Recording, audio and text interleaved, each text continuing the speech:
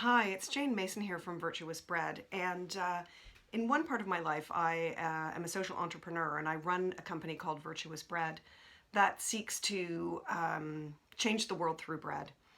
And the other part of my life, I am a strategy consultant and an executive coach.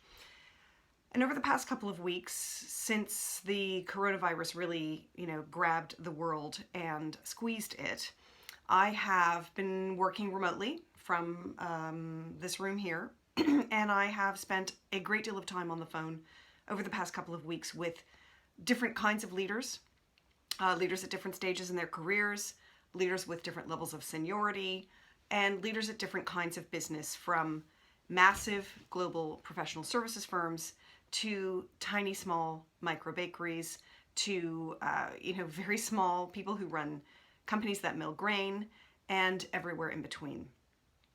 I'm going to be honest with you, I've been astonished at the range of leadership, just call it that, that's been deployed by this very broad group of people. Some of whom have stepped up and many of whom have patently not stepped up. I'm asking the same three questions, and I'm saying to these leaders and prospective leaders and wannabe leaders, what are you doing for your clients? What are you doing for your teams?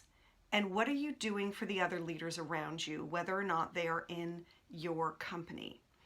Because one of the definitions of leadership that I particularly like is that leaders contain anxiety. And I'm sure this resonates with anybody who's been on an airplane that has gone through turbulence, or anybody who's gone sailing for the first time in a very small boat. If the cabin crew's panicking, it's probably time to panic. But you've probably never seen them panic. And if the turbulence is really bad, the captain may come on and the captain will say, "Hi everybody, it's Captain Jane. And wow, that was a big bump, but please don't worry, it happens every day when we fly and everything is fine." And you can relax again and go back to your book or go back to your movie. So think about that. Leadership is about containing anxiety. And a lot of people are very anxious right now. Let me give you three groups: your customers, your teams, and the other leaders around you. Those are groups of people who are probably quite anxious. And I've spoken to people who have lots of ideas and who are doing lots of things for those three groups of people. I've also spoken to people who've said to me, "My customers are fine. My teams are fine. Oh yeah, the other partners in my business, they're fine." Now, if you don't think that's you, I would like you to reflect on what you're doing for those three groups of people, because I have had that conversation time and time again. And as a coach, it is my job to elicit information out of people and to try to get them to come up with their own solutions. So I will say things like, "Oh, okay, your customers are fine. Right, so have you spoken to them recently? What data do you have to indicate that your teams are fine? So information about your other partners, when was the last time you gathered any?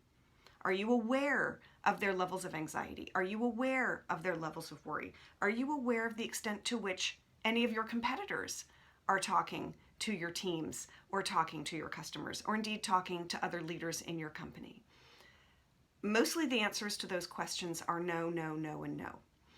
So leaders, wannabe leaders, would-be leaders, hope to be leaders, I have many, many simple, pithy, 4-letter slogans that I could throw out right now, and I am going to be doing a series of videos that do explore these areas and things that you could be doing.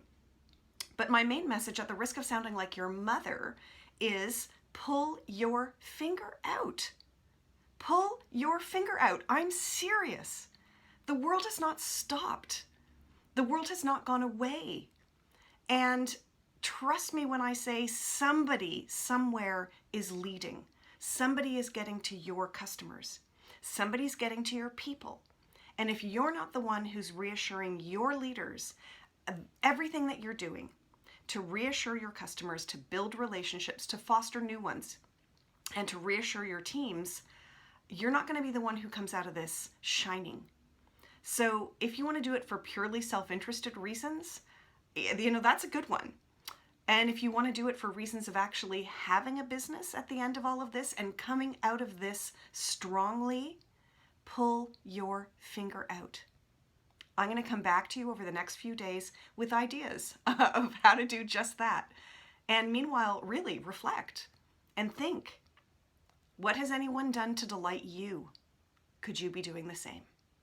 Thanks very much, everybody. Here's to a happy business. Bye for now.